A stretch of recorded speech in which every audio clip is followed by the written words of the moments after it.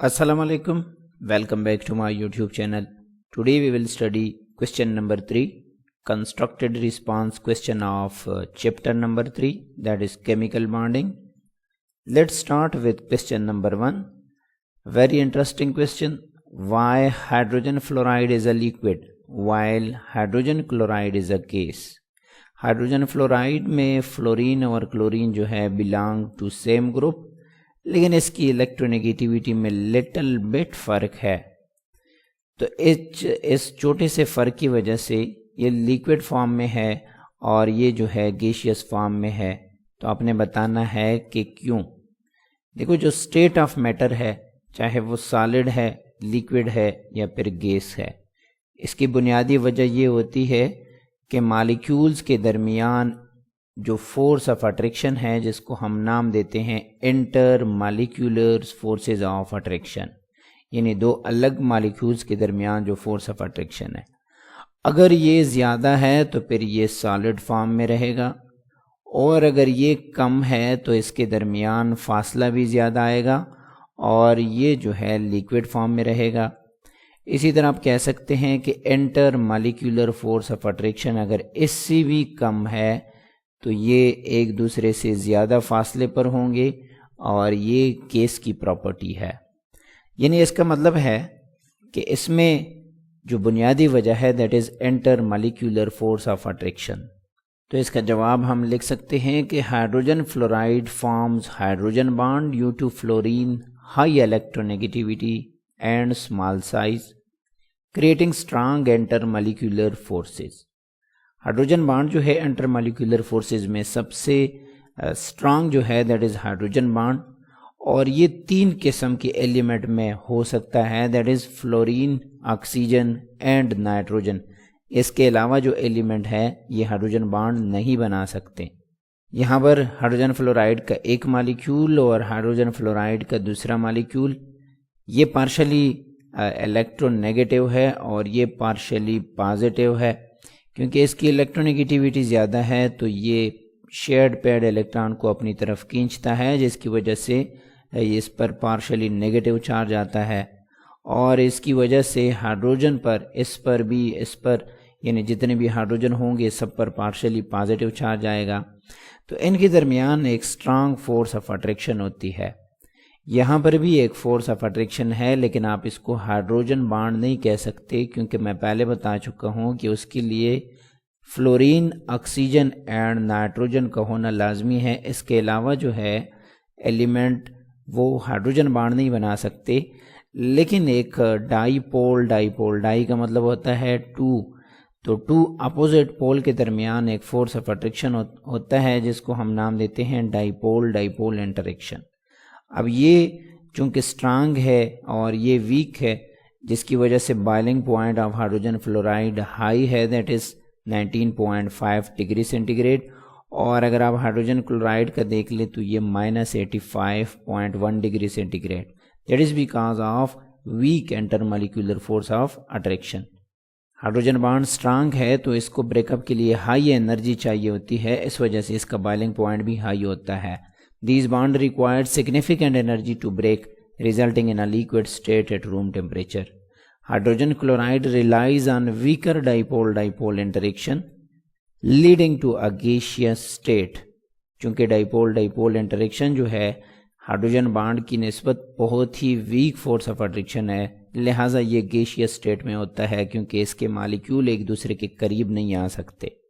इसका आप single sentence में भी जवाब लिख सकते हैं कि hydrogen fluoride hydrogen bonding gives it a liquid state. किस वजह से होता है? हाइड्रोजन बॉन्डिंग की वजह से ये लिक्विड स्टेट में होता है, जबकि weaker dipole forces hydrogen chloride को गैसियस फॉर्म में रखता है। Question number 2 is why covalent compound are generally not soluble in water. Solubility की जब बात आती है तो आपने याद रखना होगा कि लाइक डिजॉल्व लाइक। क्या मतलब है इसका? लाइक डिजॉल्व लाइक का मतलब ये है कि पोलर जो होते हैं वो पोलर में डिजॉल्व होते हैं, और जो नॉन पोलर होते हैं वो नॉन पोलर में डिजॉल्व होते हैं। तो covalent compound mostly non polar होते हैं, जबकि वाटर क्या है, اس میں پولیرٹی پائی جاتی ہے. تو اس کا جواب ہم لکھ سکتے ہیں water is a polar solvent while most covalent compound are non-polar. Polar اور نان پولر کی بنیادی وجہ یہ ہے کہ اس میں جو بانڈ بنا ہے، جن ایٹمز کے درمیان بانڈ بنا ہے، اس میں الیکٹرو نیگیٹیویٹی ڈفرینس کتنا ہے، وہ میں لیکچر ویڈیو میں دے چکا ہوں، آپ وہاں پہ جا کے دیکھ سکتے ہیں. So non-polar molecules cannot form effective interaction with water polar molecules. اب جب یہ ایفیکٹو انٹریکشن نہیں بنا سکتے پولر مالیکیولز کے ساتھ، سو لیڈنگ ٹو انسالوبلٹی، یعنی یہ اس میں سالوبل پھر نہیں ہو سکتے. سنگل لائن میں آپ جواب دے سکتے ہیں کہ non polar covalent compound lack یعنی کمی ہوتی ہے affinity for polar water. Affinity کہتے ہیں محبت کو، کہ یہ پولر واٹر کے ساتھ اتنی محبت یعنی انٹریکشن جو ہے ایفیکٹو نہیں ہوتی ہے، میکنگ دیم انسالوبل. سو یہ کوویلنٹ کمپاؤنڈ کو اس میں انسالوبل کر دیتے ہیں. Question number 3، how do metals conduct heat? جو میٹل ہوتے ہیں یہ ہیٹ کیسے کنڈکٹ کرتے ہیں؟ آپ نے دیکھا ہوگا کہ اگر آپ میٹل لیتے ہیں اور اس کو ایک سائڈ پہ کیا کرتے ہیں، ہیٹ دیتے ہیں، تو یہ ہیٹ کچھ ٹائم بعد آپ کو یہاں پر بھی فیل ہوتا ہے. تو یہ جو ہیٹ ہے اس کی کنڈکشن ہو رہی ہے، اس میں سے پاس ہو رہی ہے. تو یہ کیوں ایسا کرتے ہیں؟ یہ میٹل جو ہوتے ہیں، یہ پیریاڈک ٹیبل کے لیفٹ سائڈ پہ ہوتے ہیں، اور میں پچھلے ویڈیوز میں بتا چکا ہوں کہ یہ الیکٹرو پازیٹیو ہوتے ہیں، اور اس میں جو بانڈنگ ہوتی ہے وہ میٹالک بانڈنگ ہوتی ہے. Metallic bonding because of delocalized electron. Delocalize کا مطلب ہے کہ وہ ایک جگہ پر رکتے نہیں ہیں، وہ ڈی لوکلائز ہوتے ہیں، مومنٹ کرتے رہتے ہیں میٹل میں. So delocalized electron and metal transfer thermal energy rapidly, بہت ہی تیزی سے اس کو کیا کرتے ہیں، ٹرانسفر کرتے ہیں. اور vibration of metal ions further propagate heat through the lattice. اور اس میں جب مالیکیول کو جب ہیٹ ملتی ہے تو ہیٹ سے اس کی کائنیٹک انرجی زیادہ ہوتی ہے.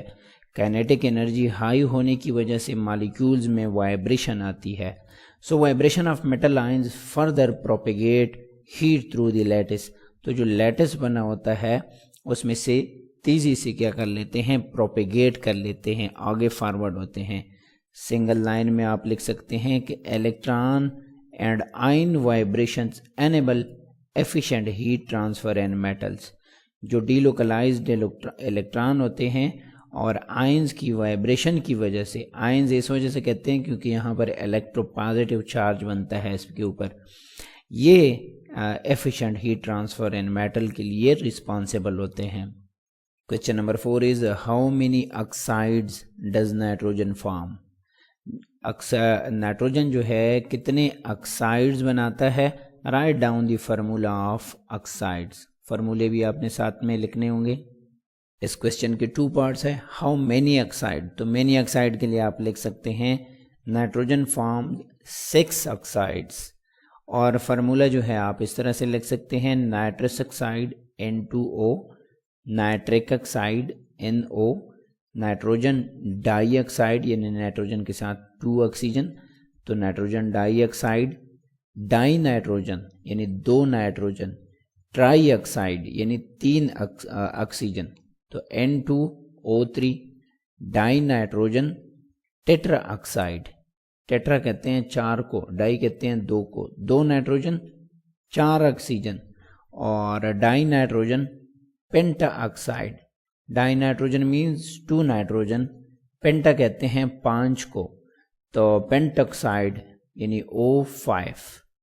تو آپ یہ سمپل سا آنسر لکھ سکتے ہیں. Question number 5 is what will happen if sodium bromide is treated with silver nitrate in water؟ کیا ہوگا اگر آپ سوڈیم برومائڈ کو ٹریٹ کرتے ہیں سلور نائٹریٹ کے ساتھ واٹر میں؟ تو first of all precipitation reaction. Precipitation reaction کا مطلب یہ ہوتا ہے کہ اگر آپ اس کو واٹر میں ٹریٹ کر لیتے ہیں، یعنی ان دونوں کا آپس میں ریئیکشن کر لیتے ہیں اور اس میں کچھ ایسا پروڈکٹ بنتا ہے جو کہ نیچے تہ میں آ کے بیٹھ جاتا ہے، پریسیپیٹیٹ ہوتا ہے. ایسے ریئیکشن کو ہم نام دیتے ہیں پریسیپیٹیشن ریئیکشن. تو کیا ہوتا ہے؟ Precipitation reaction occurs. Silver nitrate react کر لیتا ہے سوڈیم برومائڈ کے ساتھ، تو یہاں پر آپ کو مل جاتا ہے سلور برومائڈ.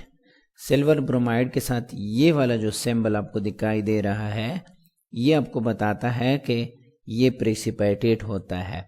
یہ کیوں پریسیپیٹیٹ ہو جاتا ہے؟ کیونکہ ان سالوبل ہوتا ہے واٹر میں، اور جب یہ واٹر میں ان سالوبل ہے تو یہ لازمی بات ہے کیا ہوگا؟ پریسیپیٹیٹ ہوتا ہے. یعنی نیچے واٹر کے بالکل تہ میں کیا ہو جائے گا؟